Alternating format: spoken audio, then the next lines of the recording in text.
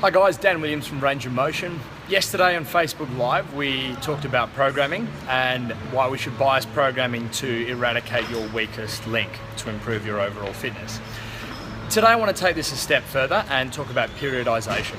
So if we periodize our exercise training and our programming, it basically means that we work on different elements of our fitness at different stages of a training cycle, be it a micro cycle on a week-to-week basis, or more of a macro cycle, maybe on a monthly, yearly, or even 4-yearly basis. So why should we periodize? Well, basically it's widely accepted that certain elements of fitness will take longer to establish than others. So for example, while you may be able to have a rapid change in your levels of skill or maybe even aerobic work capacity, things like strength do take longer to develop, take more time and more time during which a stimulus is being applied to the body.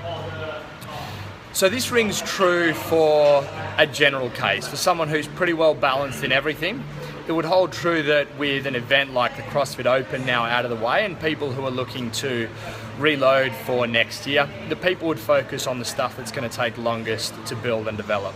Things like your barbell work, your power and Olympic lifting.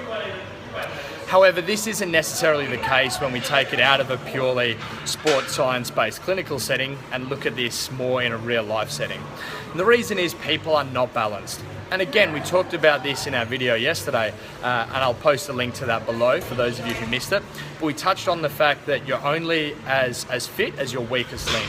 And if you picture the elements of your fitness as spokes on a wagon wheel, as soon as one spoke is weak or is broken, then that wheel will cease to turn.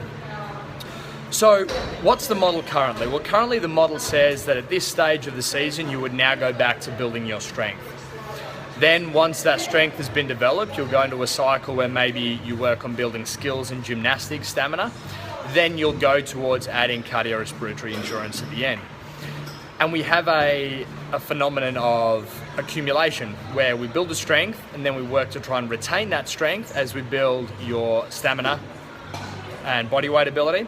And then we work to maintain both of those elements as we then add in more cardiorespiratory endurance. Again, this is great, but here's what I think is a better approach.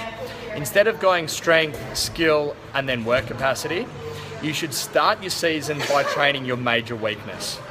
Now this major weakness may be strength, or it may be your cardiorespiratory endurance, in which case we flip this model around.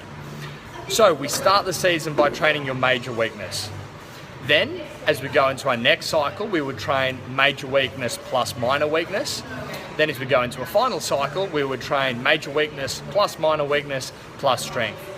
So we go from a predetermined order of progression, which is the same for everyone, to a more individualized order of progression and periodization, which is individualized periodization.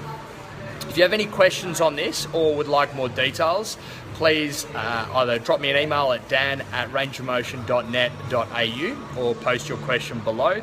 If you're interested in coming on board Range of Motion's individualized programming, where we take these elements into consideration for individual athletes, then you can contact me on the same details and I'll post the link below for more information on our individualized programming. Thanks very much. If you have any questions, I'm happy to answer them and I'll see you again soon.